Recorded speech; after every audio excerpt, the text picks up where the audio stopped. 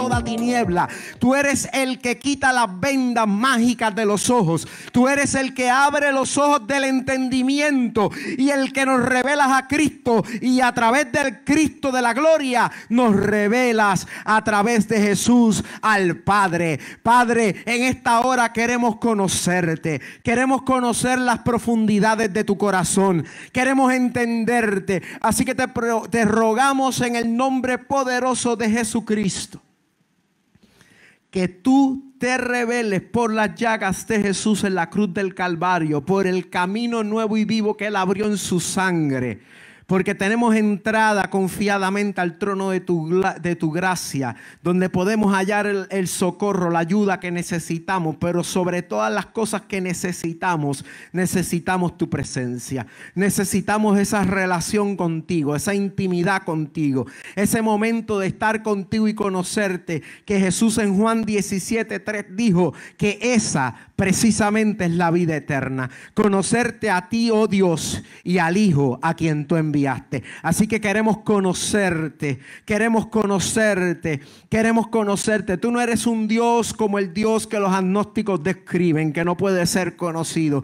Tú no eres un Dios como el Dios impersonal o apersonal que describen los panteístas. No. Tú eres un Dios de relación. Tú eres un Dios de intimidad. Tú eres un Dios que ve en lo secreto. Tú eres un Dios que ama la verdad en lo íntimo. Señor, así que revélate a cada corazón. Revélate en cada una de nuestras vidas y ayúdanos en esta mañana a entender tu palabra, tu poderosa palabra, en el nombre poderoso de Jesús, y que a través de ella seamos transformados para la gloria y la honra de tu nombre. ¿Cuántos dicen amén?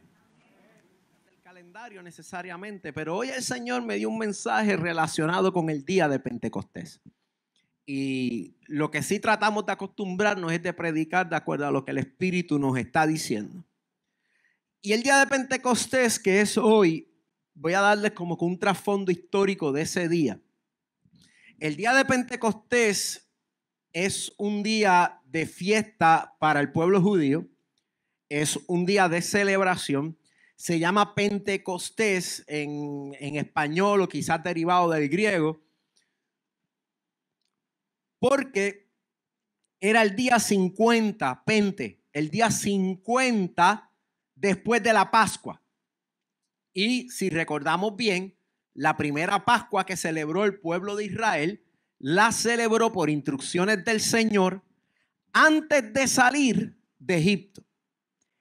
El Señor le dijo a Moisés que celebrara la Pascua cuando los israelitas eran todavía esclavos de Egipto. Les dijo que tenían que comer ciertas hierbas amargas, tenían que sacrificar un cordero, tenían que poner la sangre del cordero en los dinteles de sus puertas para que cuando el espíritu de la muerte, el ángel de la muerte, fuera a tocar los primogénitos en toda la tierra de Egipto, al ver la sangre en los dinteles de la puerta, pasara por alto esa casa. Por eso es que en inglés Pascua se traduce como Passover, porque pasaba por alto la casa de cada persona que tenía la sangre del cordero en sus dinteles. Y esa comida se comía con hierbas amargas y otros símbolos que tenían que ver con la salida. Una de las cosas que tenían que comerlas vestidos y preparados para salir. Tenían que comerla incluso de pie, porque iban a salir en ese día de la esclavitud de Egipto a celebrarle fiesta al Señor en el desierto.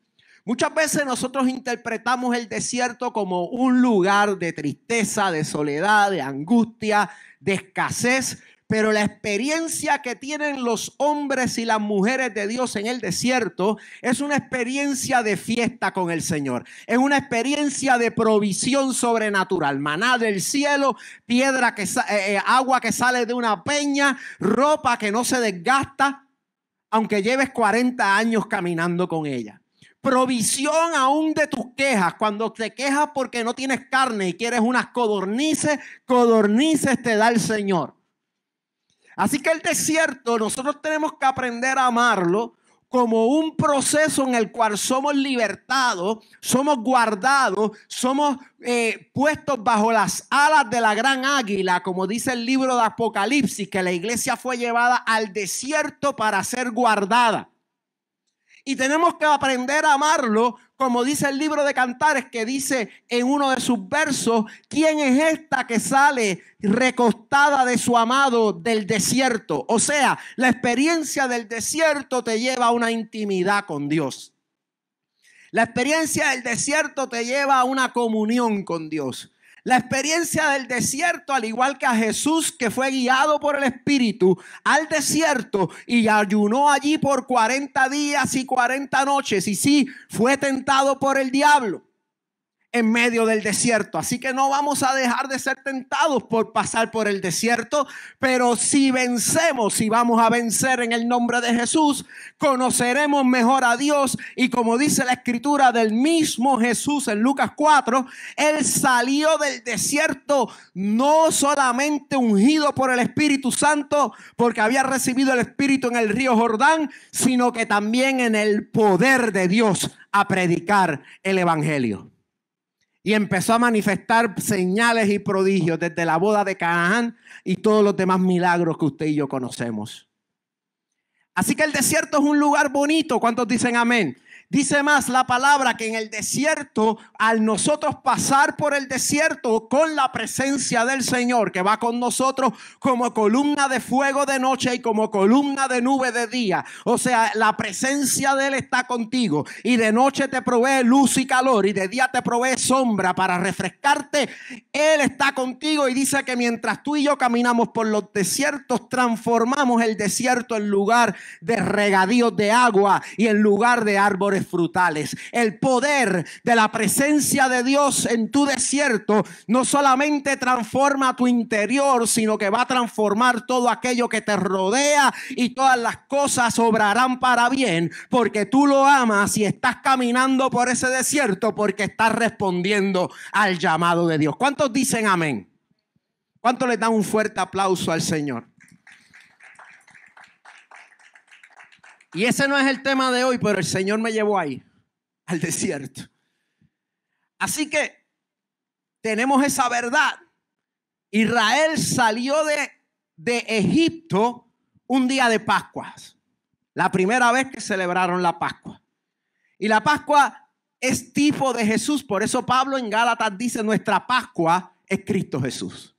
Porque igual que el pueblo de Israel en el desierto, que era una sombra profética, era un símbolo profético de lo que habría de venir, nosotros tenemos un Cordero de Dios que quita el pecado del mundo. Un Cordero de Dios que fue sacrificado para que nosotros comiéramos de Él. Pero que comiéramos de Él vestidos para salir. Porque íbamos a ser sacados del reino de las tinieblas al reino de su luz admirable. Íbamos a ser sacados de la esclavitud del pecado a la libertad gloriosa de los hijos de Dios. Íbamos a ser trasladados de muerte a vida. Y el ángel de la muerte, la paga de nuestros pecados, ya no tendría poder sobre nosotros porque ahora estamos vivos y viviremos en Cristo Jesús con vida eterna. ¿Cuántos dicen amén y le pueden dar un fuerte aplauso al Señor?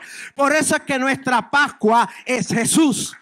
Así que la fiesta de Pascua era un símbolo del sacrificio de la cruz de Jesús en la cruz del Calvario, en el monte de la Carabela. Así mismo, el día de Pentecostés, 50 días después, era una sombra profética, un tipo, una figura, una profecía de aquello que acontecería para usted y para mí, que somos la iglesia del Señor. ¿Qué es Pentecostés entonces? ¿Cuál es el Pentecostés del nuevo pacto? Pues para entender el Pentecostés del nuevo pacto, tenemos que entender el Pentecostés del primer Pentecostés, el origen de Pentecostés. Dice la tradición hebrea que el día de Pentecostés, 50 días después que el pueblo salió ¿de dónde? De Egipto, a celebrar ¿qué? Tristeza o fiesta.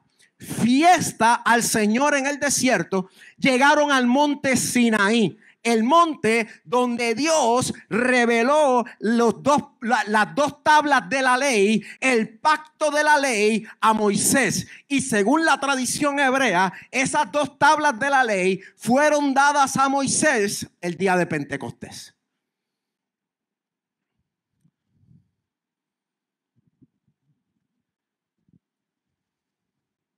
También el pueblo celebraba, ya cuando llegó a la tierra prometida, la primera cosecha del año, la cosecha de abril, de mayo, de esta época, de la primavera, de lo que había pasado en primavera. Pero en realidad lo más antiguo que se celebra de Pentecostés es que ese día en Sinaí, en aquel monte que tenía fuego flameante y se escuchaba un trueno que asustaba a la gente, que el Señor mismo desde el monte dijo: el que se atreva a acercarse a este monte de seguro morirá, sea bestia o sea humano. A ese monte donde Dios le dio paso a Moisés para que fuera mediador entre el pueblo de Israel y el Dios del monte del Sinaí, a Jehová, y recibir el pacto mediante el cual Israel y el Señor de Israel iban a vivir en pacto, en comunión, siendo uno con el Señor. Ese pacto lo recibieron en el Sinaí, un día como hoy. En ese día recibieron lo que tú y yo podríamos conocer en este tiempo como nuestra constitución, o la constitución del pueblo de Israel como pueblo, la ley básica que los convertía en un pueblo, la ley básica que les daba una identidad y una cultura separada de todos los demás pueblos de la tierra. Ellos iban a ser un pueblo separado, un pueblo santo, un pueblo especial, un pueblo con un especial reino en el que Jehová, Dios de los ejércitos, era el rey y ellos eran sus sacerdotes y su pueblo santo delante de todos los demás pueblos de la tierra.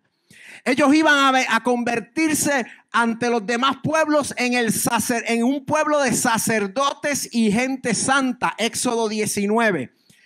Dios le dijo: este será el pacto que ustedes tienen que cumplir juntamente conmigo, porque Dios también tenía promesas para ese pueblo en ese pacto, para que ustedes sean un pueblo diferente, un pueblo santo, un pueblo ideal, para que los demás pueblos puedan ver en ustedes la grandeza del Dios con que ustedes hicieron pacto. Esto traía una intención sacerdotal. La intención de todo sacerdote sobre la faz de la tierra es hacer que el pueblo pecador se acerque a Dios. Los sacerdotes son mediadores entre Dios y el pecador. Son los que ayudan al pecador a entrar a la presencia de Dios. Igual que los profetas tienen un rol de mediación y hablan de parte de ese Dios santo al pueblo pecador. Pero el rol sacerdotal es acercar al pueblo pecador al Dios santo. Y Dios le dijo en Éxodo 19: ustedes me serán un pueblo santo y un pueblo de sacerdotes y gente santa. Así le dijo: un pueblo de sacerdotes y gente santa. Así que la intención de Dios con ese pacto es que cuando los demás pueblos vieran la vida de Israel en pacto con Dios, dijeran: el Dios de Israel debería ser mi Dios. Yo quiero relacionarme con el Dios de Israel. Y fíjese, en la ley se establecían ordenanzas de cómo recibir un gentil bajo las ordenanzas del pacto. Cómo ingresar a un gentil, a alguien pagano, no judío, a las ordenanzas del pacto. Cómo circuncidarlo, cómo recibirlo en la congregación de los hijos de Israel. Así que había manera, en otras palabras, de que los gentiles entraran al pacto. Pero el pueblo de Israel falló en ser un buen sacerdocio.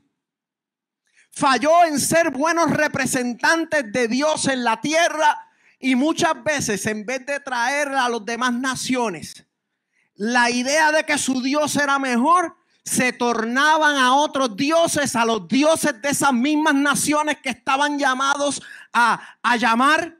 Ellos estaban llamados a llamar a esas naciones. Y muchas veces, en vez de llamar a esas naciones al Señor, ellos se convertían a los dioses de esas naciones. Así que eso se le fue aguantando al pueblo, hasta que en un momento dado el Señor empezó a disciplinar los errores sacerdotales. Y en un momento dado, ya Dios demostrando que para el hombre el rol sacerdotal de Israel era prácticamente imposible de cumplir a la perfección, Dios mismo se hizo hombre y habitó entre nosotros. Y fue constituido Jesús entonces sumo sacerdote para mostrarle a las naciones cómo acercarse a Dios. Pero siendo Jesús de otra tribu que no era la tribu de Leví, que era la tribu en el Antiguo Testamento bajo el cual los sacerdotes tenían que ser nombrados sacerdotes, para que pudiera haber un cambio en el sacerdocio, dice la palabra, tuvo que haber un cambio de ley, un cambio de pacto. Y en ese pacto nuevo, porque no le llaman el pacto mejorado, no le llama la Biblia el pacto restaurado, ni el pacto con la enmienda del día tal, año tal, sino que le llama nuevo pacto.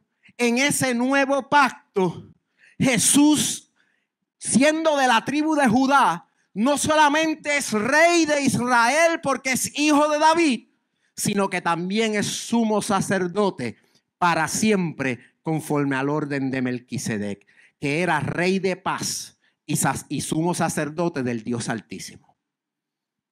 Eso lo enseña la palabra claramente.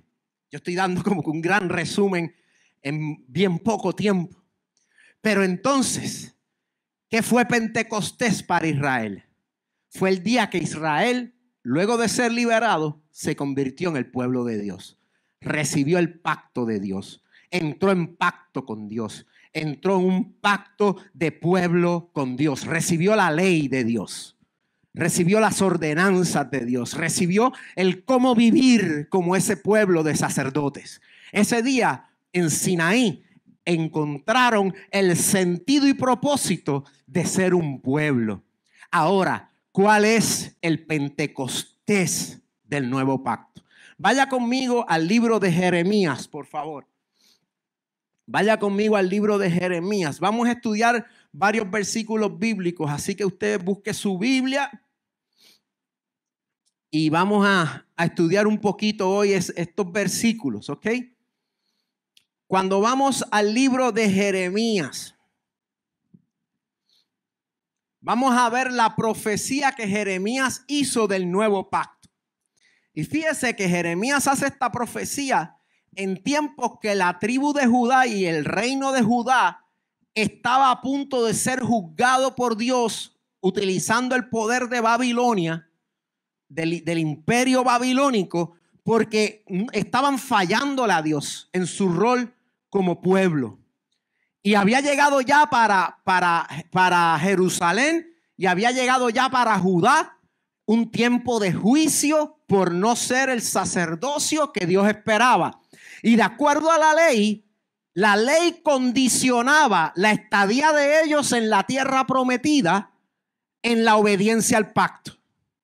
Y como desobedecieron por más tiempo de lo que la longevidad de Dios, la longaminidad de Dios, esa bondad extensiva que te sigue extendiendo, aunque sabe que tú lo estás haciendo mal, pero te sigue extendiendo misericordia, tenía un límite y Dios tenía que dejar saber que para él la justicia es justicia, no importa a quién sea.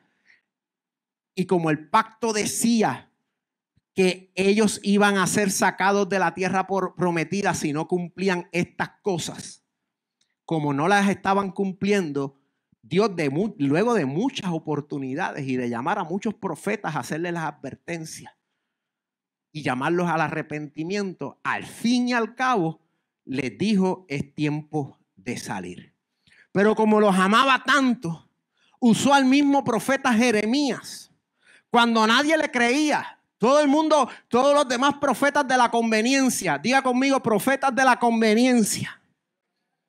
Diga conmigo, los profetas de la comodidad. No los oigo, los profetas de la comodidad. Sí, los profetas que te profetizan a conveniencia de ellos y para la comodidad tuya. Ellos decían que no iba a pasar nada, que Judá no iba a ser juzgado. Mas Jeremías se levantaba en la reunión de ellos y decía: no, todos ustedes están mal y están profetizando en contra del Espíritu del Señor. El juicio es inminente y el juicio viene sobre Jerusalén. Y Babilonia vendrá. Y le dijo al rey: y tú estarás frente a frente, cara a cara con el rey de Babilonia, porque te llevarán preso desde aquí y te llevarán allá. Y todas las riquezas del templo y todos los instrumentos de adoración del templo serán llevados allá. ¿Por qué? Porque no los pudiste usar para ser un buen sacerdote. No los pudiste usar, pueblo de Judá, para ser un buen sacerdocio. Así que lo que crees tener os será quitado. Ahí hay uno como yo predicando. Gloria a Dios, lo siento, la unción.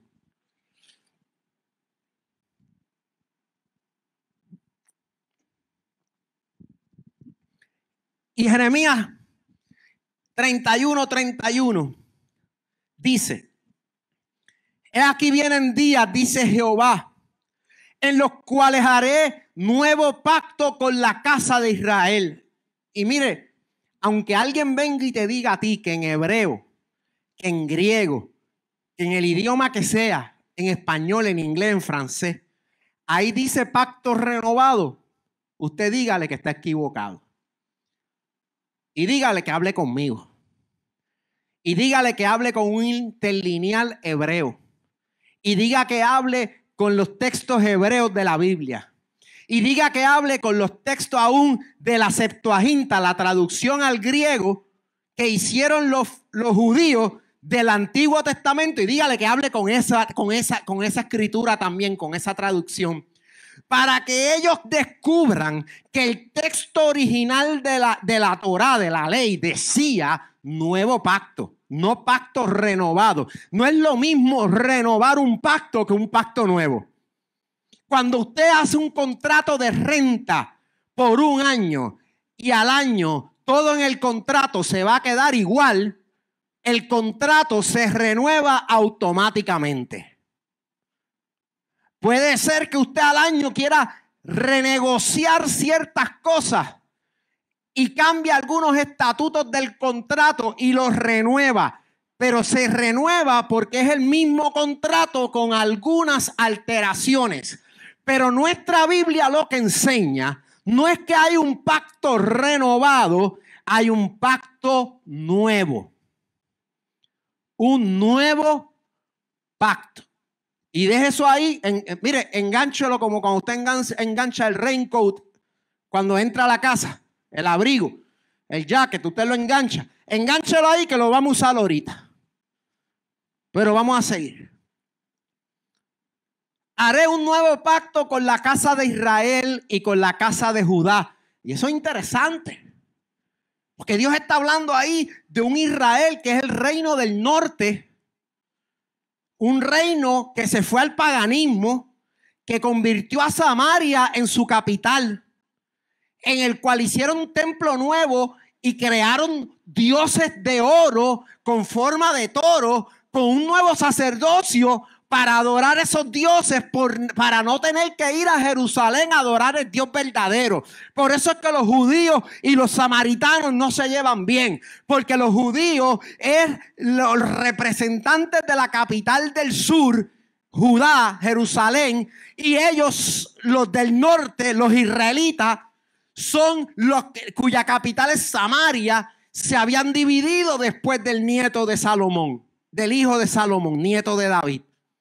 Hubo una rebelión, una guerra civil en el pueblo y 10 tribus se rebelaron. Y esas son las tribus de Israel. Por eso es que cuando los profetas de este tiempo hablan de Israel y de Judá, no están hablando de la misma cosa. Están hablando de un reino dividido. Y cuando hablan de Israel, están hablando de un reino pagano. Un reino que en un origen era de las 12 tribus. En un origen recibió el pacto de la ley en Sinaí. Pero que hoy por hoy, en ese tiempo de la profecía, ya no está viviendo en el pacto. Antes que Judá, ellos se fueron del pacto. Y cuando se fueron del pacto, fueron castigados por los sirios. Y se convirtieron en esclavos de los sirios. Años más tarde, Judá perseveró en no cumplir el pacto. Y Dios también tuvo que alarle las orejas. Estamos conmigo. Yo estoy emocionado, yo no sé si ustedes están emocionados, pero a mí esta historia me emociona.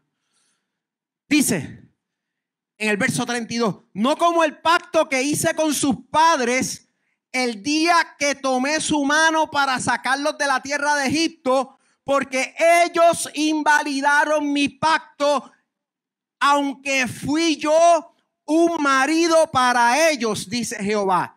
Mira lo que te lo voy a traducir al contexto del mensaje de hoy. El Señor dice, yo voy a hacer un nuevo pacto con Israel, la gente pagana que conoce de mí, pero son paganos.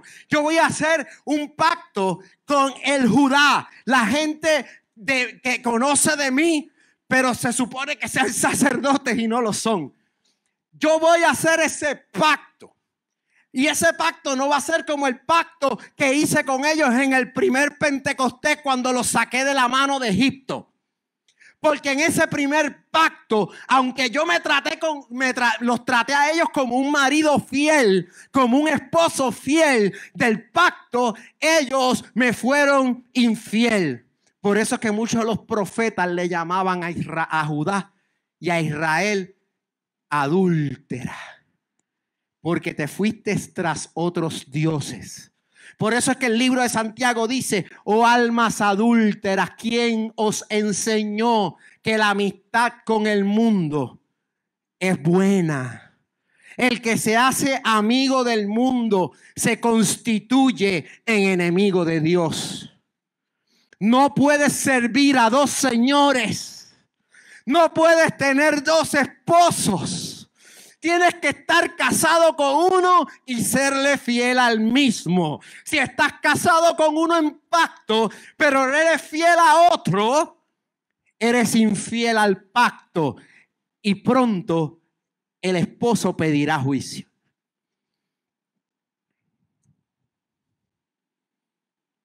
¿Se entiende? Él dice, yo voy a hacer un Pentecostés nuevo, en otras palabras, un nuevo pacto. Yo voy a dar un pacto nuevo. Y en ese nuevo pacto no será como el primero, porque en el primero el pueblo me falló. Yo no quiero tener un pacto donde el pueblo me falla y yo soy el marido fiel. Yo quiero tener un pacto donde yo soy fiel, pero mi pueblo me es fiel. Y mi pueblo no me puede ser fiel. Por causa del pecado, son muy débiles en la carne, son muy débiles. Es imposible que me sean realmente fiel porque en la carne son muy débiles. Yo necesito hacer algo. Yo necesito hacer algo, Jeremías. Yo necesito un nuevo pacto. Yo necesito un pacto diferente. Un pacto que no diga si haces todas estas cosas, vivirás. Yo necesito un pacto que diga el justo por la fe vivirá. Yo necesito un pacto que diga que yo les puedo dar vida gratuitamente solamente porque los amo. Yo no los puedo condicionar porque su debilidad es más grande que su voluntad. Y me van a fallar. Yo necesito un nuevo pacto, Jeremías. Díselo a mi pueblo. Yo necesito un pueblo fiel. Yo necesito poderlos tratar con bendición. Yo necesito poderlos libertar. Yo necesito poderlos amar. Yo necesito poderme relacionar con ellos. Porque, ay, qué pena que yo tengo pacto, que yo me porto como esposo, pero el pecado está ahí y no puedo tener intimidad con ellos. Y no pueden dar mi fruto, el fruto de justicia. No lo pueden dar porque no puedo tener intimidad. Ay, como esposo no me puedo acercar a ellos. Ay, yo necesito un nuevo pacto que me permita tener intimidad con mi pueblo. Jeremías, anúnciale a mi pueblo que yo voy a hacer un nuevo pacto. Que tengan esperanza, que tengan fe.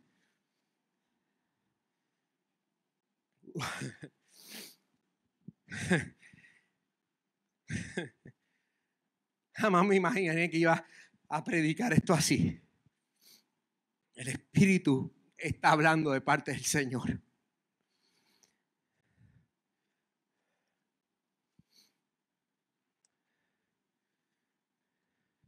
Verso 33. Pero este es el pacto que haré con la casa de Israel después de aquellos días, dice Jehová. Diga conmigo, daré mi ley en su mente y la escribiré en su corazón. Y yo seré a ellos por Dios y ellos me serán por pueblo. Y no enseñará más ninguno a su prójimo. Dígalo. Y no enseñará a más ninguno a su prójimo. Creo que entendí. Estaban hablando en lengua. Ni ninguno a su hermano. Diciendo, conoce a Jehová, porque todos me conocerán, desde el más pequeño de ellos hasta el más grande, dice Jehová. Porque, ¿qué? Perdonaré la maldad de ellos y no me acordaré más de su pecado. Me van a conocer íntimamente porque yo los voy a perdonar de tal manera que el pecado de ellos jamás me va a molestar para tener intimidad con ellos. Y tendré intimidad con ellos desde el más pequeño hasta el más grande. Y me van a conocer. Y yo los voy a conocer a ellos como ellos me van a conocer, como yo los conozco. Y nos vamos a amar como marido y mujer. Como marido y mujer. Y vamos a tener la intimidad que da fruto. Y yo voy a hacer eso en un pacto nuevo. Yo lo voy a crear en un pacto nuevo, porque yo prefiero hacer un pacto nuevo que me ayuda a tener intimidad con ellos que a perder mi intimidad con ellos. Yo he estado pensando en esa intimidad desde que la perdí por causa del pecado en Adán, en el jardín del Edén. Yo he soñado con ese día. Mi anhelo, dice el Señor, es tener intimidad con mi pueblo. Conocerte y que tú me conozcas, te dice el Señor.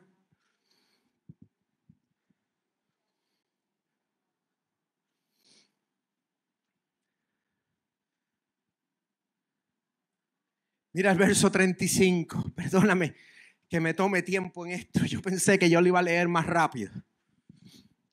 Así ha dicho Jehová, que da el sol para luz del día, las leyes de la luna y de las estrellas para luz de la noche, que parte el mar y braman sus ondas. Jehová de los ejércitos es su nombre. Te lo he dicho que te estudies esa frase, Jehová de los ejércitos. Te lo he dicho tantas veces. Te lo he dicho tantas veces. Cada vez que el Señor dice, se llama a sí mismo Jehová de los ejércitos, lo que te está diciendo es que la victoria en esta batalla va a ser de Él. Que la victoria en esta batalla va a ser de Él. Que la victoria en esa batalla tuya va a ser de Él. Cuando Jehová se dice a sí mismo, Jehová de los ejércitos, te está diciendo no es con tus caballos, ni con tus fuerzas, ni con tus lanza, es con mi Santo Espíritu. Yo lo voy a hacer. Para ti es imposible, pero para mí, Jehová de los ejércitos, nada es imposible. Verso 36. Si faltaren estas leyes delante de mí. ¿Cuáles leyes? Las leyes del sol, las leyes de la luna y de las estrellas, las leyes de las ondas del mar. Hay unas leyes físicas de la creación que Dios las escribió con el poder de su palabra cuando ordenó todas las cosas en Génesis capítulo 1. Él es el dador de las leyes. Los científicos buscan en el método científico la ley natural, pero la ley natural, y esto cítalo por ahí, la ley natural naturalmente necesita un legislador. Y el legislador, el creador de la ley del sol, de la luna, de las estrellas, del mar y las ondas del mar, de la ley de la gravedad y de otras leyes naturales, ese legislador es Jehová de los ejércitos. Y al igual que tú y yo tenemos una consecuencia, si movemos en contra de esa ley de la gravedad y te paras en un edificio de 120 pisos y te dejas caer hacia abajo, como le tentó Satanás a Jesús en el pináculo del templo, igual que si violas esa ley vas a encontrar muerte. Cuando violas las leyes de Dios, morales y espirituales, encuentras muerte.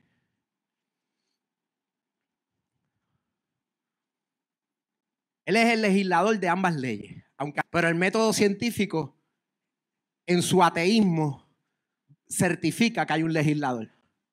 Porque toda la búsqueda es la búsqueda de una ley. Posiblemente me escuchan y van y le cambian el nombre. Pero llevan años buscando leyes. Más de un siglo buscando las leyes de la naturaleza, como la ley de la gravedad. Las leyes de las termodinámicas. Las leyes que gobiernan el universo creado. Todo está en orden, del caos, orden, porque Él habló. Él creó las leyes. Y mira lo que dice ahí. Si esas leyes faltasen, esto que yo acabo de prometer, pueblo mío, faltaría también. O sea, con la misma palabra que yo creé el sol, la luna y las estrellas, el mar y las ondas del mar, y salen todos los días y actúan de la misma manera porque viven bajo la misma ley.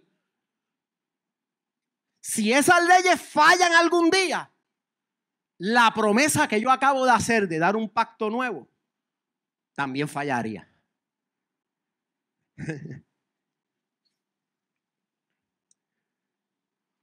Por eso es que cuando usted dice que el sol se detuvo en Gabaón y la luna se detuvo en Gabaón y el sol se detuvo, usted dice eso fue un milagro. ¿Por qué? Porque no responde a las leyes naturales. Fue algo que alguien más poderoso que la misma ley tuvo que haber detenido eso. Porque si fuera por la ley que lo rige, nadie lo podía detener. Eso es lo que pasa cuando tú recibes una sanidad que en términos de leyes naturales no hay manera que tú te sanes. Pero Dios, el dador de la ley, en su infinita gracia y misericordia, y porque Él tiene poder y la ley del amor supera todas las demás leyes, Él dice: Marta, eres sana en el nombre de Jesús.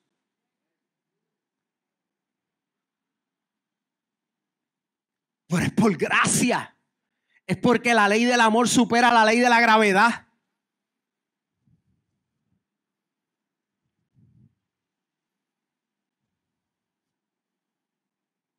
¿Y por qué la supera?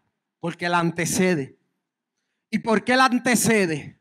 Porque el Dios que dijo, sea la gravedad, sea el sol, sea la luna, sea las estrellas, antes de que dijera todo eso, es amor. Así que antes que el sol, era el amor. Antes que la luna, era el amor. Antes que el mar, era el amor. Antes que el viejo pacto, ¿qué era? El amor. Porque Dios es amor. No hay ley más grande que la ley del amor. Tanto que Jesús dijo que en la ley de amar a Dios sobre todas las cosas y al prójimo como a ti mismo, cuelgan toda la ley y los profetas.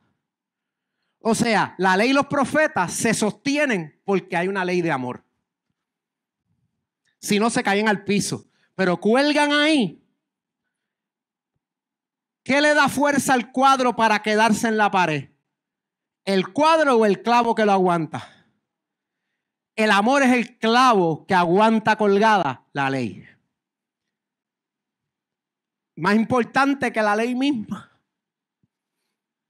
Por eso es que Dios a veces tú ves que se tomaba su libertad de, aunque la ley diga algo, como yo te amo, me voy por encima. La ley dice esto, que tú te mereces estar muerto, pero yo te voy a salvar por gracia. De tal manera amó Dios al mundo, que venció todas las leyes que a ti y a mí nos eran contrarias y las clavó en la cruz del Calvario. Yo no sé si tú ves que el Espíritu está haciendo que esto tenga contexto. Esto no está en mis notas, papá. Yo no traje todo eso aquí. Mis notas son muy básicas. Te las puedo enviar ahorita. Entonces nos vamos al libro de los Hechos. Vaya conmigo, el libro de los Hechos. Capítulo 2. Ay, papá. Jesucristo murió ya en la cruz. El velo del tabernáculo del templo fue rasgado. Jesucristo estuvo 3 días en el Hades, en las profundidades de la tierra. Y al tercer día, al no haber sido hallado pecado en él, o sea, él no había pecado en sí mismo. El pecado que él llevó sobre sí en la cruz era el pecado de todos nosotros. Él nos llevó a nosotros en la cruz y juntamente con él fuimos crucificados y juntamente con él fuimos sepultados. Y al tercer día, al no podérsele imputar a Jesús condena de muerte porque él no había pecado, fue resucitado por el poder del Espíritu Santo y salió de la tumba fría. Y ese día, juntamente con él, tú y yo fuimos resucitados. Por eso es que si tú crees en Cristo, en Jesús, en la cruz y en la resurrección y lo declaras tu Señor, tú eres salvo del juicio venidero que hay contra todo la ira, que tiene toda la ira de Dios contra los pecadores y la inmundicia de este mundo. Esa es la historia del evangelio.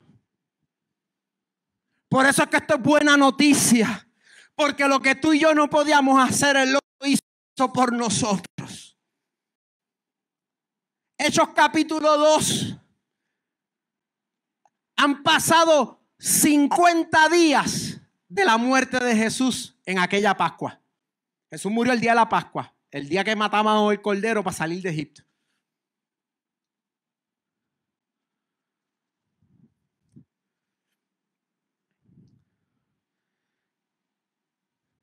Realmente como que lo mataron el día antes, porque al otro día era la Pascua y no podían hacer nada.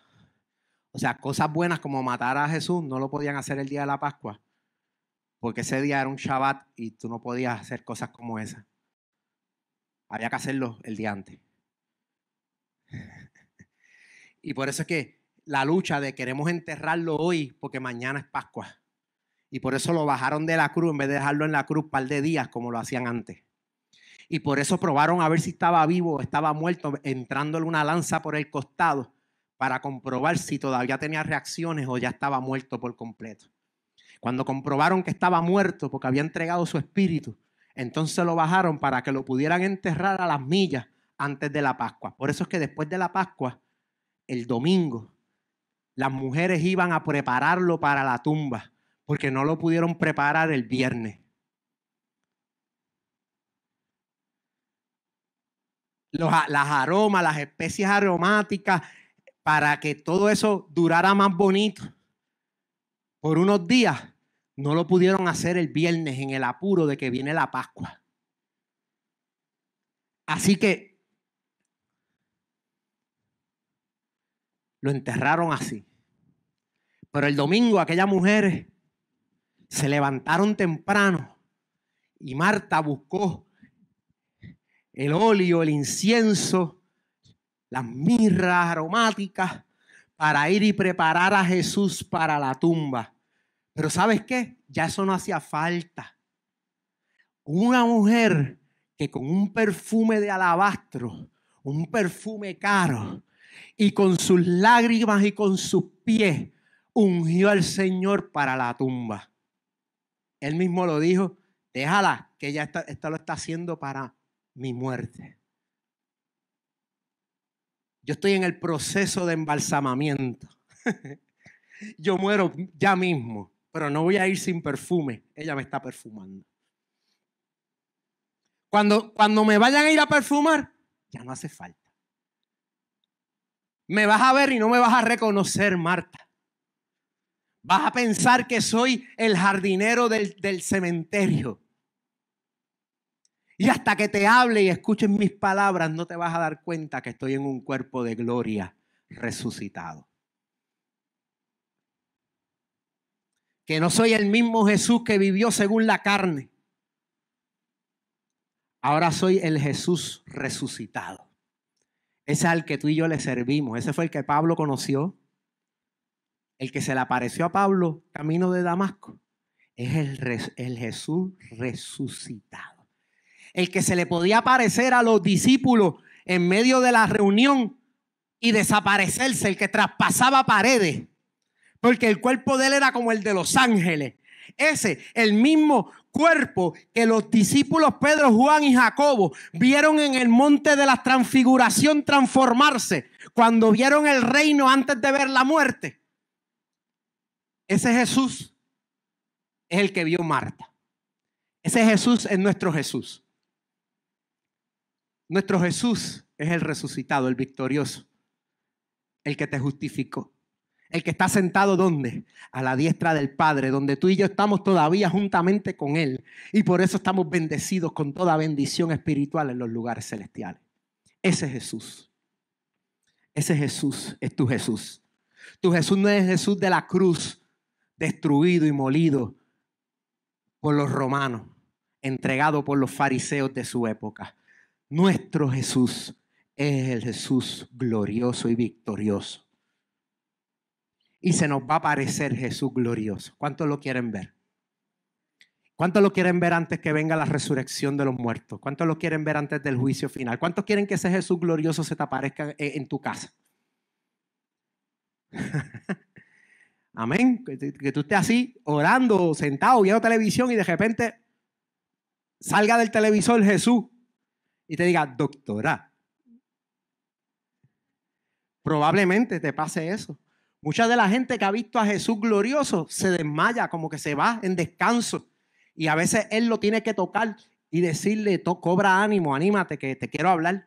No te queda así, espérate. Yo sé que esta gloria es muy fuerte para que ese cuerpo mortal la sobrecargue, la lleve. It's overwhelming. Pero te voy a dar para que lo veas. Cuando se te aparezca ese Jesús en gloria, yo lo quiero ver. Amén. Se le apareció a Pablo. Juan lo vio en Patmos. Se le apareció a los discípulos después de la resurrección. Ese Jesús se había ido en la ascensión, se fue. Adiós Jesús, se fue. 10 días después de Pascua se fue. Se fue. Y 40 días después ocurre lo que va a pasar aquí. El día de Pentecostés. Hechos capítulo 2 dice, cuando llegó el día de Pentecostés, estaban todos unánimes juntos y de repente vino del cielo un estruendo como de un viento recio que soplaba, el cual llenó toda la casa donde estaban sentados y se le aparecieron lenguas repartidas como de fuego, asentándose sobre cada uno de ellos. Y fueron todos llenos del Espíritu Santo y comenzaron a hablar en otras lenguas.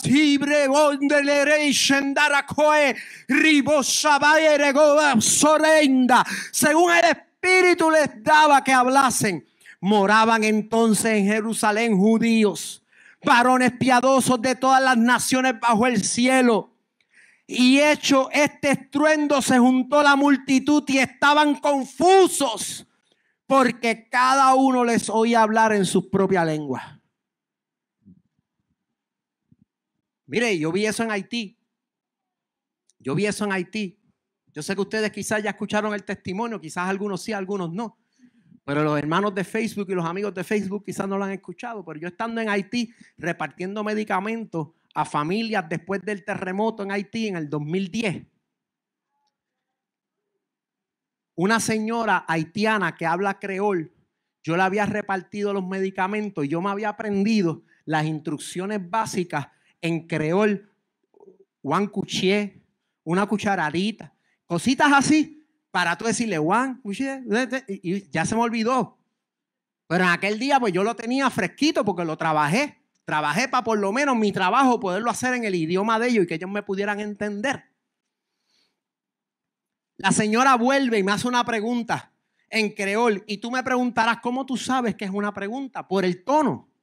Es como cuando dice, ¿quién te trajo? Pues tú sabes, ¿quién te trajo?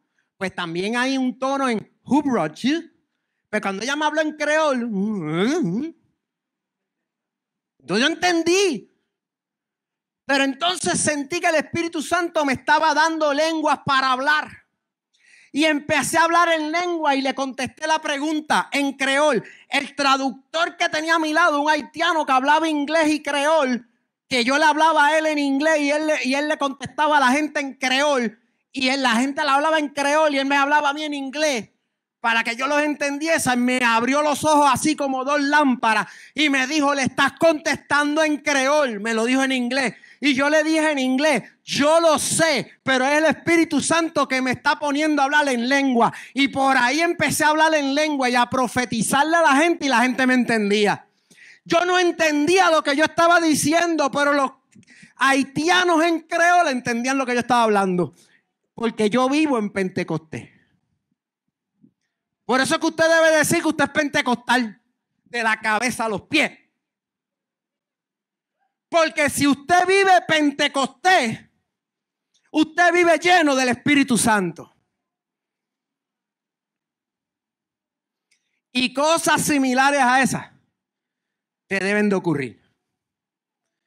La gente estaba tan confusa ese día que Pedrito, el apóstol Pedro, que había negado a Jesús, que Jesús lo pasó por el proceso, no me voy a meter ahí, explicó lo siguiente en Hechos capítulo 2, verso 16. Dijo, mas esto es lo dicho. ¿Qué es esto? Pues lo que acaba de pasar, la gente está hablando en lengua. Eran como 120 discípulos que se salieron a las calles a predicar. 3,000 personas se estaban convirtiendo. La gente los escuchaba hablar a cada cual según su lengua. El griego lo escuchaba en griego, el que estaba hablando arameo lo escuchaba en arameo, el que hablaba egipcio lo escuchaba en egipcio, el que hablaba, el español no existía, pero si hubiese gente hablando español lo iban a entender en español. El inglés no existía, pero si hubiese gente allí hablando inglés, en inglés lo iban a entender. Cada cual entendía el mensaje del evangelio en el idioma de las lenguas que los apóstoles hablaban. ¡Wow! Eso pasa, mi gente. Se los digo, prepárate que viene un tiempo de gloria para ti. Amén. Porque tú vives en el Pentecostés del nuevo pacto. Igual que la Pascua del nuevo pacto no es un día al año. Es una vida entera en Cristo porque Él es nuestra Pascua. El Pentecostés del nuevo pacto es toda la vida en Cristo. Es una vida llena del Espíritu Santo. Amén. Amén. Y mira lo que dijo. Esto es lo que dice el profeta Joel. O sea, Joel profetizó este Pentecostés. Este Pentecostés significa algo. Decía Pedro, gente, no se turben. Esto es un Pentecostés que se había profetizado. Y dijo el profeta, y en los postreros días, dice Dios, derramaré de mi espíritu, diga conmigo, sobre toda carne. Sobre toda carne significa sobre el hombre, sobre la mujer, sobre el esclavo, sobre el libre, sobre el judío y sobre el gentil. Toda carne, todo es todo, sin exclusiones. Cualquier tipo de gente iba a poder recibir el Pentecostés que estamos viendo. Y dice, y vuestros hijos, por eso estoy hablando de que son mujeres también, mujeres, escuchen, y vuestras hijas profetizarán. ¿Y qué es profetizar? Hablar de parte del Señor. Así de sencillo. Profetizar no necesariamente es hablar del futuro de alguien. Profetizar es hablar de parte de Dios. Puedes hablar de su pasado, puedes hablar de su presente, puedes hablar de su futuro, puedes hablar en general, pero si estás hablando de parte de Dios, estás profetizando. Y todo aquel que vive en el Pentecostés del nuevo pacto es un pueblo profético. Diga, amén, yo lo soy. Es un pueblo profético, dije, amén, yo lo soy. Créetelo, esa es tu identidad en el nuevo pacto. Un pueblo profético. Amén. Vuestros jóvenes verán visiones, que es la manera en que Dios habla a través de la imaginación de tu mente, con una visión. Y vuestros ancianos soñarán sueños cuando Dios te habla mientras tú estás durmiendo. Pero el sueño tiene significado. Ese sueño tú sabes que es un sueño. Y en ese sueño tú sabes que Dios está contigo. Y en ese sueño tú sabes que Dios te está explicando algo. Y en ese sueño tú eres capaz de preguntarle a Dios, ¿qué es lo que estoy soñando? O te levantas al otro día, como me pasó a mí una vez, y le pregunté al Señor, Señor, ¿qué significa esto? Y el Señor me explicó lo que significaba. Así, mira, rapidito. Rapidito. Porque me dio el sueño porque Él quería que yo lo entendiera. Y de cierto, por cierto, el sueño tenía que ver con el vino nuevo.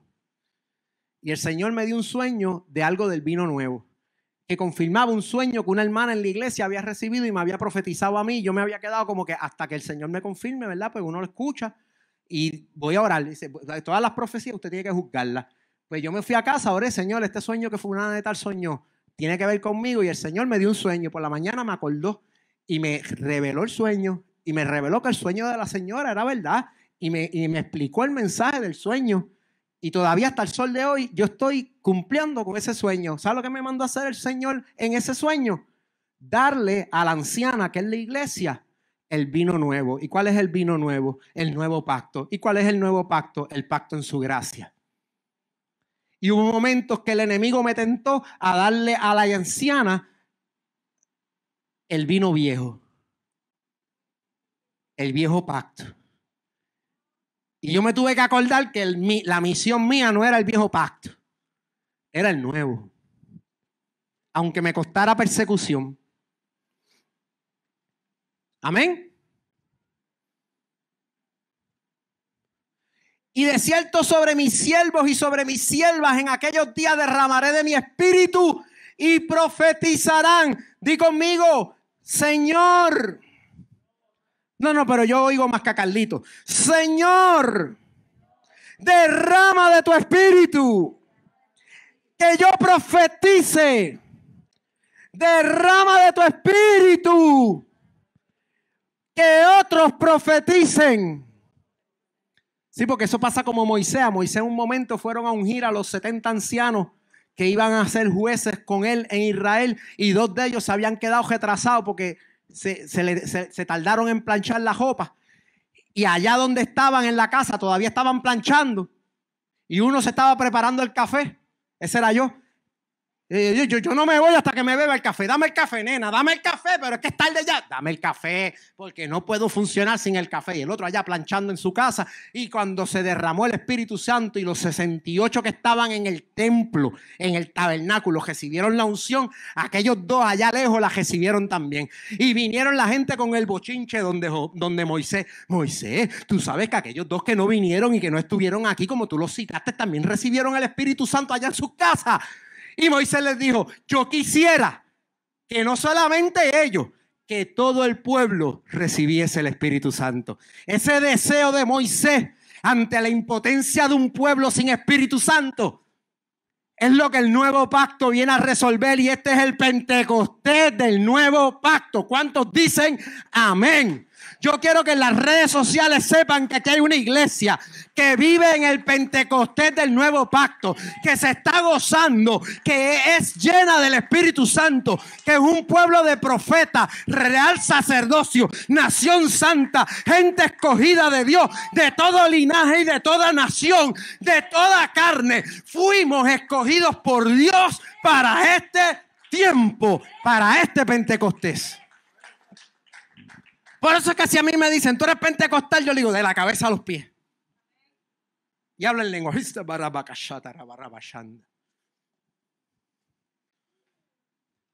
¿Pero tu iglesia es pentecostal MI? No. No soy pentecostal MI. Soy pentecostal de la Biblia. No que los pentecostales MI no sean pentecostales. De la Biblia, sí o no. Eso no. Es indiferente el nombre de la congregación. Lo que importa es vivir la palabra. Amén. Vivir el pacto. Que tú te identifiques con ese pacto. Que tú creas que tú lo eres. Que tú te alegres porque estás ahí. Que tú vivas en ese Pentecostés todos los días de tu vida. En vez de verlo como una historia bonita del Antiguo Testamento. Ay, si me pasara a mí. No. Convierte ese anhelo, ay, si me pasara a mí, en un pensamiento de fe. Yo soy hijo del nuevo pacto. Yo vivo el Pentecostés del nuevo pacto. Yo vivo en el Pentecostés. Yo estoy lleno del Espíritu Santo. Yo profetizaré. Yo soñaré sueños. Yo veré visiones. Yo sanaré a los enfermos. Estas señales me seguirán. Este es el tiempo.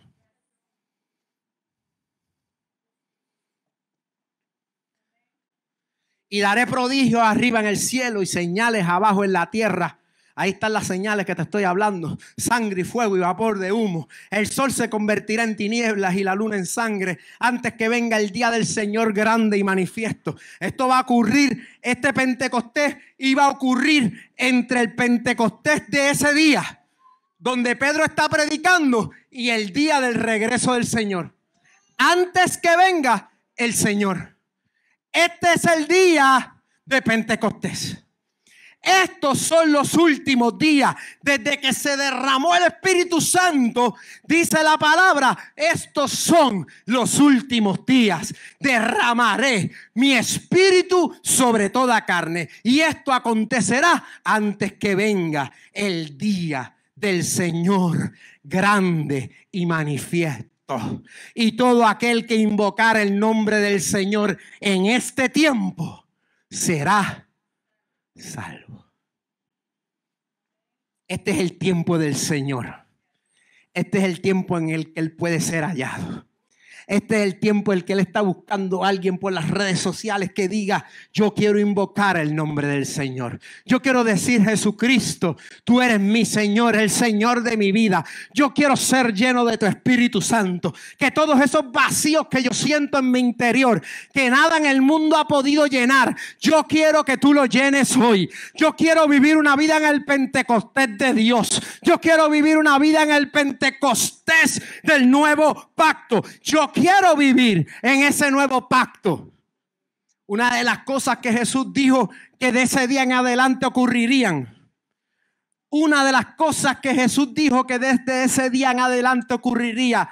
Usted la puede encontrar en Hechos capítulo 1, verso 8. No lo voy a leer porque me lo sé más que bien de memoria. El Espíritu se derramará sobre ustedes y recibiréis poder, y con ese poder me seréis testigos en Jerusalén, en Judea, en Samaria y hasta los confines de la tierra. Una de las cosas que el Pentecostés del nuevo pacto hizo en tu vida y en mi vida es que nos dio el poder de ser testigos, el poder de evangelizar, el poder de dar testimonio de Jesús con señales y prodigios milagrosos hechos por el Espíritu Santo, no con palabras de humana sabiduría, sino con palabras dadas por el Espíritu. acomodando lo espiritual a lo espiritual, con manifestaciones de poder por el Espíritu Santo, sanando los enfermos, resucitando muertos, sanando los leprosos, abriendo los ojos a los que están ciegos,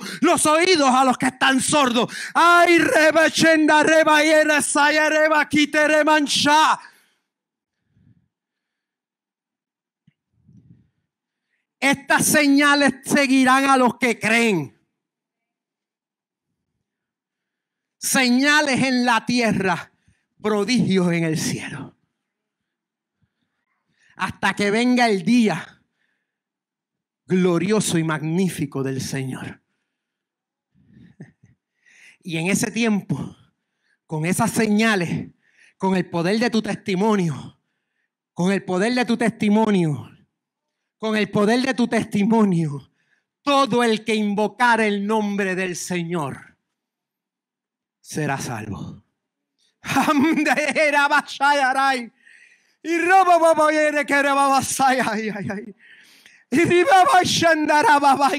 ¿Y cuál es la salvación? Que el pecado aquel que nos separaba de Dios varón ahora va a ser echado al olvido. Y como dijo la palabra, ya nunca más me recordaré de él. Y podré tener intimidad contigo y tú conmigo. Y tú me conocerás y yo seré tu Dios y tú serás mi pueblo. Dígame que eso no es una salvación gloriosa, comparado con vivir una vida sin esperanza y sin Dios en este mundo.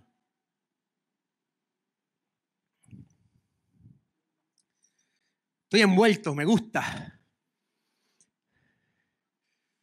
No puedo parar.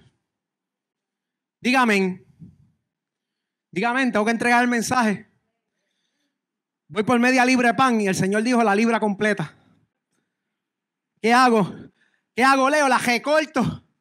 ¿La mastico? ¿La pongo más suavecita? ¿La licúo? ¿O le doy la media libra que falta? Vamos. Mira esta palabra.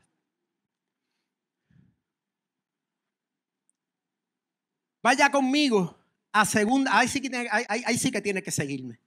Segunda de Corintios capítulo 3.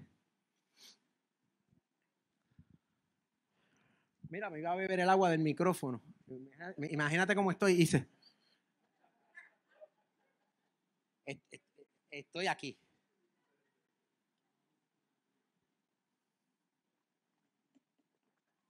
Bueno, profetizo, del micrófono sale agua de vida. Vamos, bébetela. Segunda de Corintios capítulo 3 dice, mira cómo estoy, Señor amado, Dios mío. No lo voy a editar, lo voy a dejar así para que todo el mundo vea que estoy ahí. Ay, Señor. Dice, comenzamos otra vez a recomendarnos a nosotros mismos. Este es el apóstol Pablo hablando a la iglesia de los Corintios. ¿O tenemos necesidad como algunos de cartas de recomendación para vosotros o de recomendación de vosotros? Pablo le está diciendo, yo como apóstol necesito que ustedes me recomienden o que alguien me recomiende a ustedes. Si ustedes fueron forjados por mí, yo soy el apóstol que levantó esa iglesia. Yo soy el apóstol que puso el fundamento. Ustedes me conocen o necesitan que yo me recomiende a mí mismo otra vez. Necesitan un resumen. Necesitan cartas de recomendación. Necesitan que yo le envíe personas que digan quién soy yo. Eso es lo que él le está diciendo. Dice, nuestras cartas sois vosotros, escritas en nuestros corazones, conocidas y leídas por todos los hombres. O sea, las cartas son ustedes, la iglesia, escritas en los corazones de ustedes, reconocidas y leídas por todos los hombres. Tú eres una carta abierta, siendo manifiesto que soy carta de Cristo, expedida por nosotros, escrita no con tinta. Diga, yo soy una carta que no está escrita con tinta, sino con el Espíritu del Dios vivo. Usted es una carta escrita por el Espíritu Santo. Por eso es que tú eres un Pentecostés hoy. No en tablas de piedra. Pentecostés, ¿te acuerdas? El primer Pentecostés, ¿en dónde escribieron el pacto? ¿En unas tablas de qué? Las que Moisés, cuando vio al pueblo que estaba tras otros dioses, ¿qué hizo con ellas? Las reventó contra el piso y las rompió. ¿Te acuerdas? Esas son las tablas del primer Pentecostés. Pero nosotros no somos del primer Pentecostés. Nosotros somos del Pentecostés del nuevo pacto. Yo no sé si era el número 1.000.000, pero yo sí sé que es el Pentecostés del nuevo pacto. El Pentecostés allí en Jerusalén, donde Pedro predicó, que todavía se extiende hasta este día en este lugar, porque Cristo no ha vuelto en su glorioso y temible día. Amén.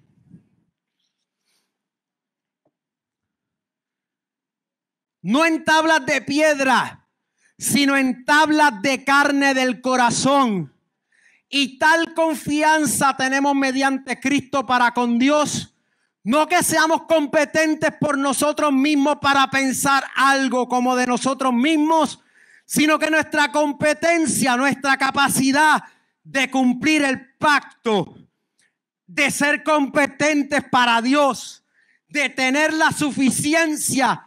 Acuérdate que Pablo está diciendo, tú necesitas que yo me recomiende como apóstol. Pues mira, la competencia mía no viene de mí, viene del Señor. El cual asimismo, verso 6, nos hizo ministros competentes de un nuevo pacto. No de la letra, sino del Espíritu. Porque la letra mata, mas el Espíritu vivifica. Te lo voy a traducir. Nosotros somos ministros competentes de un nuevo Pentecostés, de un nuevo pacto, de un Pentecostés, de un nuevo pacto. No de la letra, no el de la ley escrito en tablas de piedra, sino el del Espíritu. Porque la letra, la ley mataba, mas el Espíritu vivifica. Y tú y yo somos ministros competentes. La competencia que al otro pueblo le faltó, a nosotros nos sobra en Cristo Jesús. Dígame. Por eso el Señor le dijo a los fariseos: el reino a ustedes les será quitado y les será dado un pueblo que da frutos de él. ¿Y cómo tú das frutos del reino? ¿Lo has leído en Gálatas 5? ¿Cómo se dice? Fruto del. No, yo no oigo a la iglesia. ¿Fruto de qué? Fruto del Espíritu. Amor, gozo, paz, benignidad, fe, templanza, mansedumbre. Contra tales cosas no hay ley. Fruto del Espíritu. ¿Y por qué tú puedes dar fruto del Espíritu? Porque tú vives en el Pentecostés del nuevo pacto. Porque tú eres una carta abierta escrita por Cristo. Una carta escrita no con tinta, sino escrita con el Espíritu Santo. Tú eres una carta abierta que no está escrita en piedras de la ley. Está escrita en tu corazón por la gracia que da vida. El Espíritu de gracia lo escribió en ti. Y eres competente. Di conmigo, yo soy competente.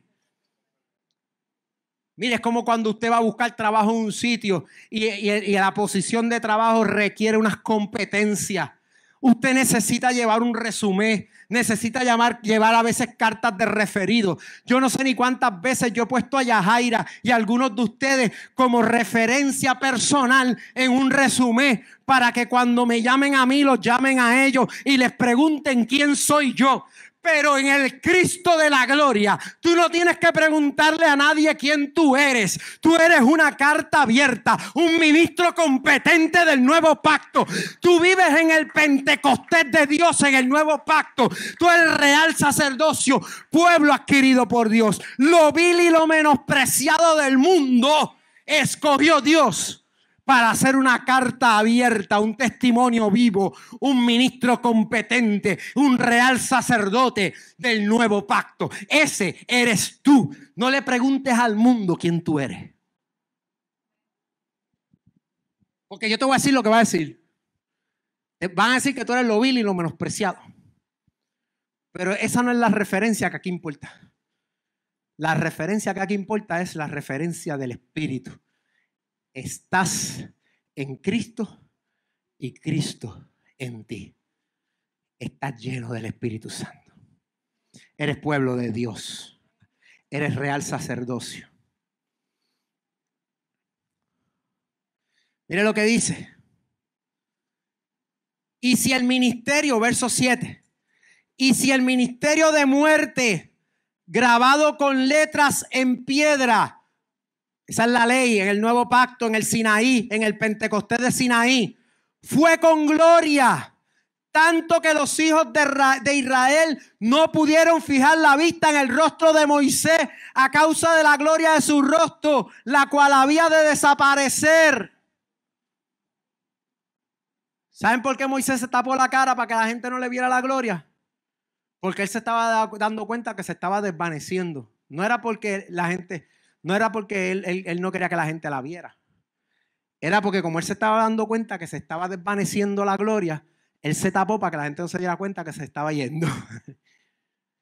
Pero la gloria del nuevo pacto no es igual. Mira lo que dice aquí. Yo no me lo inventé.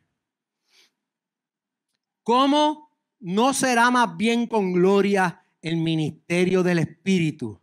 Porque si el ministerio de la condenación de la ley con gloria, mucho más abundará en gloria el ministerio de justificación. ¿Y cuál es el ministerio de justificación?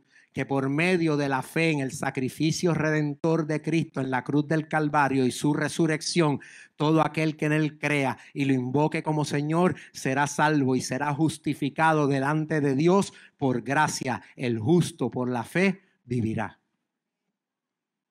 No por obras, como la ley era por obras.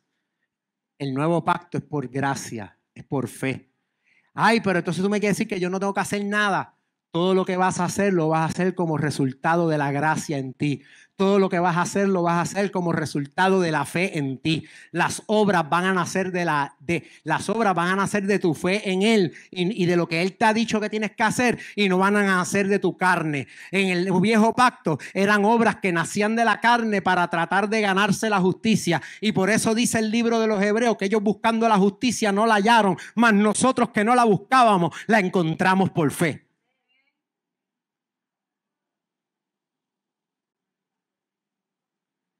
Diferente. La fe sin obra es muerta. Hay obra en la fe, pero no son las obras de la carne tratando de hacerse justo las que ganan la justicia. Es la fe en el Hijo de Dios la que gana la justicia, y es por esa fe que le creemos el hacer unas obras que Él nos ha llamado a hacer.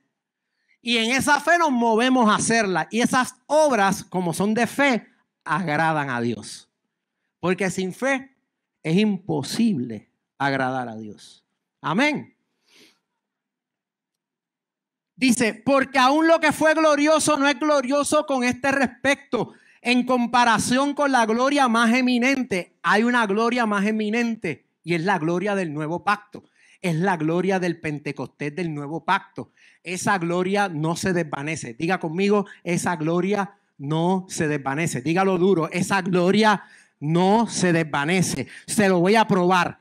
A Moisés la gloria se le iba yendo del rostro, pero a ti la gloria tuya no se desvanece. Te digo más, la gloria tuya va creciendo. Tú vas de gloria en gloria y de poder en poder. Conocerás a Jehová en Sión. Tú eres aquel que puede conocer a Dios cada día más para que la gloria siga en aumento. Tienes acceso a la intimidad con Dios. Y de ahí es que viene esa gloria, ese resplandor de gloria en tu cara, en tu vida. Como carta abierta que eres del Señor. Los estoy matando, los estoy matando. Queda poquito ya. Leo, queda poco. Dile, Leo, dile, no te quites, no te rindas, no desmayes. Dile, profetízale, esfuérzate y sé valiente, que queda poco. Queda poco. Queda poco. Búscate ahí, acabamos. Hebreos 8. Este tienes que buscarlo también. Hebreos 8. Verso 1. Ay, pastor, porque usted no lee hoy tanta Biblia. Pues porque hoy es domingo y no había nada mejor que hacer. Alabado sea el Señor.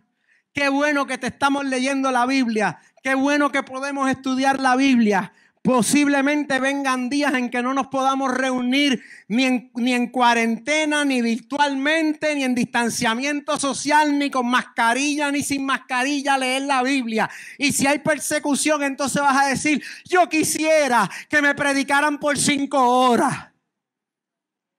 Tengo un hambre de escuchar la palabra. Tengo ganas de escuchar la verdad. Cuidado, que a veces lo que damos por sentado nos puede ser quitado. Acuérdate de Judá cuando Jeremías le habló y le dijo que por ahí venía Babilonia. Cuidado que Babilonia no venga por ahí en estos días.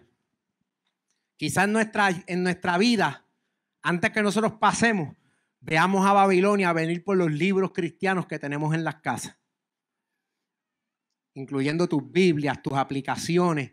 Quizás bloqueen. Mire, usted sabe que todas las aplicaciones que usted tiene de la Biblia, lo que le falta a Babilonia para que usted no las tenga es bloquear en el internet el uso de esas aplicaciones y ninguna de las aplicaciones funciona. Por si alguien decía, si me queman los libros, tengo el celular. Eso se puede controlar como se controla en China. ¿Usted se cree que en China usted entra con una aplicación de la Biblia y la va a leer? El internet lo controla el gobierno. Y el gobierno allí dice que puede ver la gente en internet y no. Lo único bueno que tiene es que allí no se puede ver pornografía por internet. Todo lo demás es malo porque te limita toda tu libertad de estudiar, de aprender, de tener criterio propio. Y en especial de leer la Biblia. Porque en el comunismo son ateos. Y allí no existe Dios. Y la doctrina de la Biblia se opone a la doctrina marxista del comunismo. ¿Ok? Así que, gracias Señor porque estamos hoy estudiando la Biblia. Amén. Ahora bien, el punto principal de lo que venimos diciendo. Oye, Pablo parece que está dando un discurso hoy. El punto, digo, aunque no se sabe quién es el autor de Hebreo, perdóneme, no es Pablo, no se sabe quién es, pero se parece mucho a Pablo, por eso la gente a veces dice que es Pablo, pero para ser honesto es algún autor desconocido. Pero dice, ahora bien, el punto principal de lo que venimos diciendo es que tenemos tal sumo sacerdote, el cual se sentó a la diestra del trono de la majestad en los cielos, ministro del santuario y de aquel verdadero tabernáculo que levantó el Señor y no el hombre.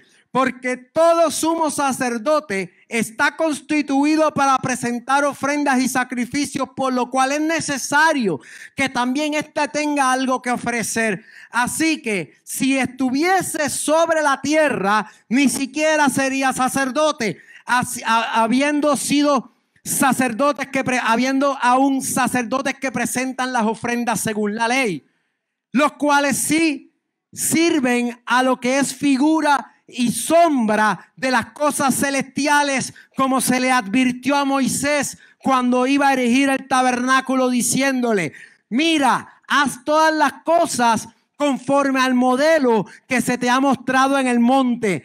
Pero ahora tanto mejor ministerio es el suyo. ¿Cuál? El de Jesús. Cuanto es mediador de un mejor pacto, establecido sobre mejores promesas. Así que el nuevo pacto no solamente tiene un mejor sumo sacerdote, es un pacto mejor y es un pacto con mejores promesas. Es un pacto más conveniente para ti, para mí, ser pueblo de Dios. Y es un pacto que promete, por ser pueblo de Dios, cosas mayores. Todo porque Jesucristo es el cordero de ese pacto.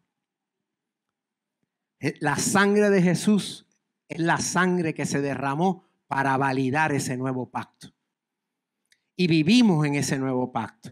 Por eso es que dice después el que escribió el libro de los Hebreos: porque si aquel primero, ¿cuál? El antiguo pacto, el viejo pacto, como usted le quiera llamar, el pacto de la ley, hubiera sido sin defecto, claramente no se hubiera procurado lugar para el segundo. Si el primer pacto no hubiese tenido el defecto de no podernos santificar para que fuéramos pueblo de Dios, no haría falta un segundo. Como le explicó ahorita el Espíritu Santo, el corazón de Dios, que eso yo no lo traía en la agenda. Cuando yo por poco estaba llorando, es porque yo mismo estaba recibiendo lo que el Espíritu traía del corazón de Dios con respecto al nuevo pacto y por qué Él quería un nuevo pacto. Ahí empieza a citar a Jeremías, del verso 8 al verso 12, totalmente una cita de Jeremías. Pero mira el verso 13 y con esto terminamos. Al decir nuevo pacto, ha dado por viejo al primero, y lo que se da por viejo se envejece, está próximo a desaparecer. Cuando Jeremías dijo que iba a venir un nuevo pacto, hizo del pacto de la ley el viejo pacto. Y cuando hizo el pacto de la ley, el viejo pacto, la profecía declaraba que ese pacto se iba a desaparecer. Y cuando desapareció ese pacto, desapareció cuando Cristo murió en la cruz y estableció un nuevo pacto. Y el día de Pentecostés, ese pacto nuevo se escribió por el Espíritu Santo en los corazones de aquellos que lo recibieron y de los que desde ese día hasta el día de hoy, hasta que Cristo venga, vamos a recibir el Espíritu Santo en el Pentecostés del nuevo pacto, que es cualquier día donde lo recibamos. Y ese nuevo pacto no significa que ahora nosotros descartamos las enseñanzas de la ley y de los profetas, de la Torá y de los profetas, pero que no descartemos las enseñanzas de la ley o del viejo pacto, no significa que vivimos en el viejo pacto. Vivimos en el nuevo pacto y aprendemos de las historias del viejo. De la enseñanza del viejo aprendemos, ¿cómo no? Pero yo no vivo en el viejo pacto, ni vivo en una extensión del viejo, ni en una renovación del viejo. Yo vivo en un nuevo pacto. El viejo desapareció. En términos de relación de Dios con su pueblo, el viejo pacto ya dejó de ser. En términos de relación de Dios con el pueblo, su pueblo, el pacto vigente es el pacto en la sangre de Cristo, el nuevo pacto de la alianza. Dáselo, si se lo vas a dar, Señor, dáselo. Y ese pacto se escribió en nuestros corazones por el Espíritu. No en piedra, no en piedras con letras para muerte y condenación. En carne, en corazón, no con tinta, con el Espíritu, para justificación y para vida. Y nos constituyó en ministros competentes de ese nuevo pacto. Hombres y mujeres, esclavos, libres, judíos, gentiles, de todo pueblo, lengua, tribu y nación, somos en Cristo real sacerdocio, pueblo adquirido por Dios. Y eso ocurrió desde hace un Pentecostés atrás, porque todavía estamos viviendo en el mismo Pentecostés. Todos los días, este es un Pentecostés todos los días. Sí, porque yo puedo orar por una persona y ponerle la mano y recibir el Espíritu Santo como el día de Pentecostés mañana, en un mes, hace 3 semanas. Vivimos en ese día está todavía. Estos son los últimos días y en estos días el Espíritu se derramaría sobre toda carne y sobre cada carne que el Espíritu se derrama, escribe la ley de Dios en ese corazón y las instrucciones de Dios llegan a ese corazón no por una ley escrita afuera, sino por una instrucción dada por el Espíritu dentro de tu corazón. Dice la palabra que los que son nacidos de Dios son ¿qué? Guiados por el Espíritu. Y esa es la nueva ley. En vez de tú tener una ley en una tabla afuera de ti, escrita, que tú te tienes que leer, memorizar y tratar de cumplir, ahora el Espíritu Santo está en ti y produce en ti el querer como el hacer por la voluntad de Dios y te guía a la obediencia. Por eso es que esa relación hay que cultivarla. Por eso que a la medida que tú guardas intimidad con esa relación, menos pecas. ¿Qué dijo el Señor? Orad y velad para que no caigáis en tentación. El Espíritu está dispuesto, pero la carne es débil. Por la debilidad de la carne, el viejo pacto fue hallado defectuoso, pero en el nuevo pacto, esa debilidad es vencida por la gracia de Dios. Bástate mi gracia, porque mi poder se perfecciona en tu debilidad. Más bien nos gloriamos en nuestras debilidades, porque cuando yo soy débil, Él se hace fuerte. Dice Primera de Pedro capítulo 1, que los profetas de antigüedad, ellos calcularon y escudriñaron y buscaron para quiénes y cuándo era ese pacto y esas promesas que ellos profetizaban, y descubrieron que no era para ellos, que era para otro pueblo en otro tiempo. Y dice Pedro que ese pueblo somos tú y yo, a los que nos correspondió vivir las promesas del antiguo pacto. Todo lo que aquello simbolizaba en el tabernáculo, todo lo que simbolizaba la Pascua, todo lo que simbolizaba el día de Pentecostés, tú y yo lo vivimos día a día, cada día de nuestras vidas. Somos parte de un mejor pacto con mejores promesas. Amado y amada, y para tú recibir esa parte y participar de esa bendición, solamente tienes que decirle a Jesús: sé el Señor de mi vida. Yo quiero hacer lo que tú digas. Yo no quiero hacer lo que a mí me dé la gana, y mucho menos hacer lo que el mundo y las tinieblas de afuera, el reino de las tinieblas quiere que yo haga. Yo quiero hacer tu voluntad. Yo me rindo a ti. Yo me arrepiento de vivir haciendo lo que me da la gana. Yo quiero que tú me guíes, Espíritu Santo. Yo quiero ser guiado por ti. Y cuando tú le dices eso al Señor, ahí en tu casa donde está, ahí en la intimidad tuya donde está, tú vas a recibir al Espíritu Santo, y el Espíritu va a empezar a transformar tu vida, y la sangre de Cristo va a limpiar tus pecados, y te va a llevar a una iglesia, y te va a traer a esta casa, y aquí vamos a poner las manos sobre ti, y te vas a bautizar en el Espíritu Santo, y te vamos a enseñar y a discipular a caminar en la verdad de Dios y a crecer como un ministro competente en el nuevo pacto. Dios lo va a hacer porque Él es bueno, porque Él te ama, porque frustrado estaba él en el antiguo pacto cuando le dijo a Jeremías: yo necesito un pacto nuevo porque me quiero relacionar contigo. Contigo me quiero relacionar. Así que dale tu corazón al Señor.